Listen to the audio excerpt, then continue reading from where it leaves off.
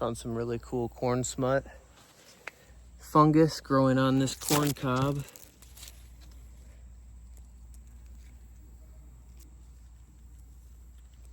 Check that out. Awesome. Look at this. Look at that gall. This is a pathogenic delicacy, corn smut. Farmers usually don't like this, but I like it. So this is what corn smut looks like. The scientific name is Ustilago maydis, and it forms these galls in the corn cob. And right here, you can see right here, this is starting to turn black, and these are actually the spores. As it decomposes, it releases these spores, and the spores drop and overwinter in the soil so they can reinfect plants next year. And the weird thing about these is, in order for it to produce this fruiting body, it needs 2 different strains that are compatible.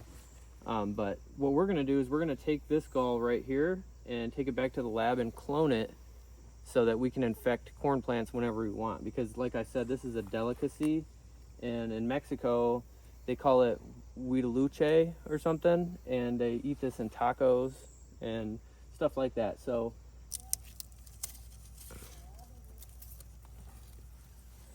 look at all that black spore dust. We're just looking at some corn smut. Oh. It's like corn fungus. Look at the spores. They're decomposing and dropping spores. Oh, wow. All over my fingers. Nice. But we were just looking at this little piece here. I'm going to try to clone it. And that's a fungus? Yeah, it's corn smut fungus. It's like a delicacy in Mexico. Oh, wow. They eat it in tacos and stuff. Interesting. Yep. Oh, yeah, I see more over there. Oh, really? Isn't that what that is? Is that one? Oh, wow, you're right. Yeah. I didn't even see. Me and Sterling were out here looking, and we didn't even see that. Gotta have the eyes. Wow, yeah, there it is right there. Zoom in on that. There's that one. Well, this one is, but that was a little bigger over there. Yeah. Oh, awesome. That's Well, good luck. I cool. hope it works for you. Yeah, thanks for pointing that one out. No problem. See ya.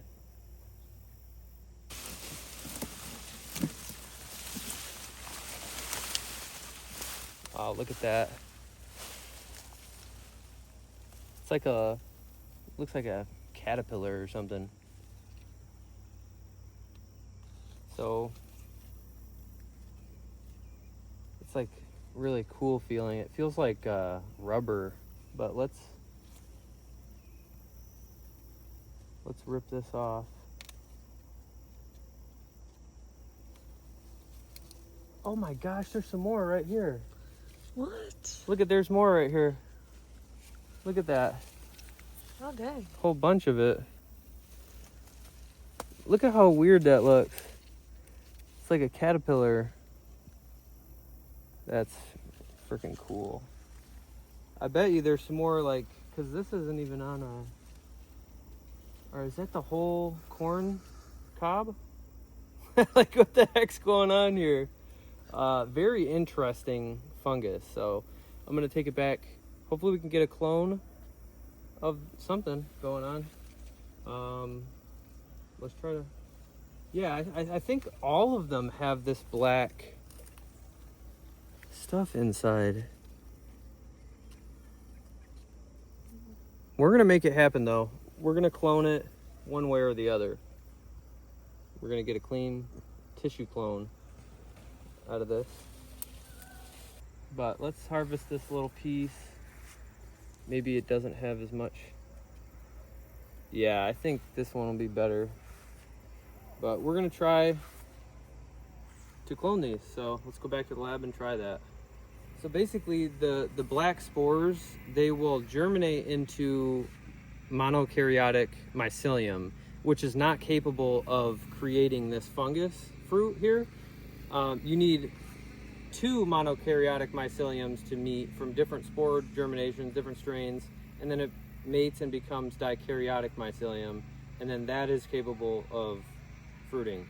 So if we can get a tissue clone of this, we'd be cloning the dikaryotic mycelium of this fungus, which means any corn plants we inoculate with that culture should be able to fruit because it has that dikaryotic attack mycelium, the pathogenic form of the fungus, because and when these spores germinate, it's more of like a yeast colony, like a basic cellular colony.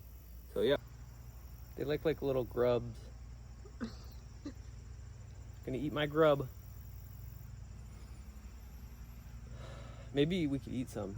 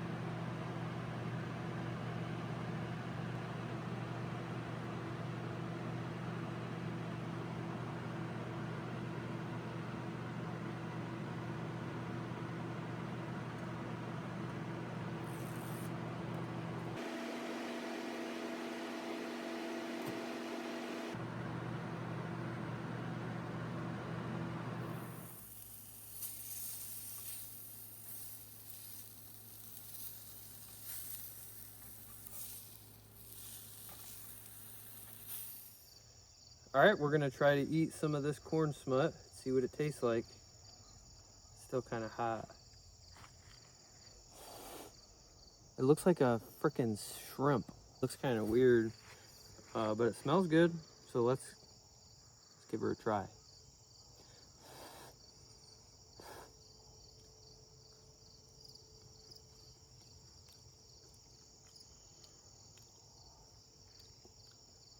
What the heck? That is the craziest thing I've ever tasted. Very weird taste. I can really like taste the spores. It's like really chalky.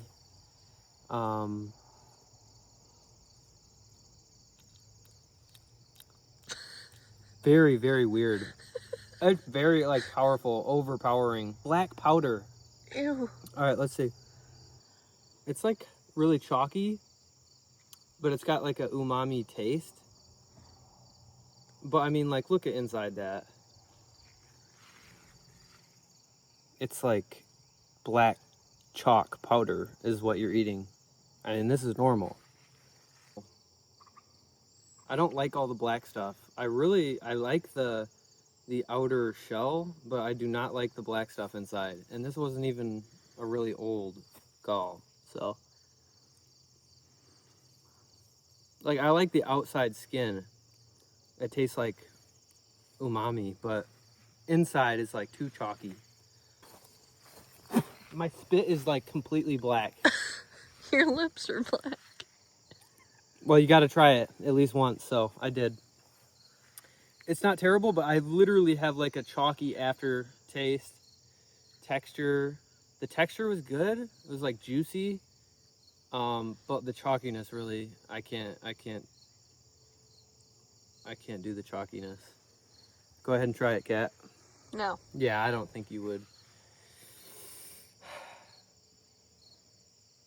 It's got something, but the chalkiness is just too much. It's probably because it wasn't on, like, the actual corn. corn cob? Yeah. No, it definitely is going to probably taste like that every time. I don't know. You just got to be okay with that chalkiness, and then you'd be fine. But I'm not going to eat the rest of this. As he takes another bite. The white fleshy parts are really good. You like the outside because you put seasoning on it. Yeah, red pepper. I love red pepper. You got to put red pepper on this, man. It goes really good with it. All right, well, we tried it, and it was pretty good. Kind of odd. Maybe some chefs out there know how to get around the chalky texture or whatever. He's loving our attention. Let's let him smell it. We're not gonna give it to him. He's like, I want to eat it. He's never smelled nothing like that.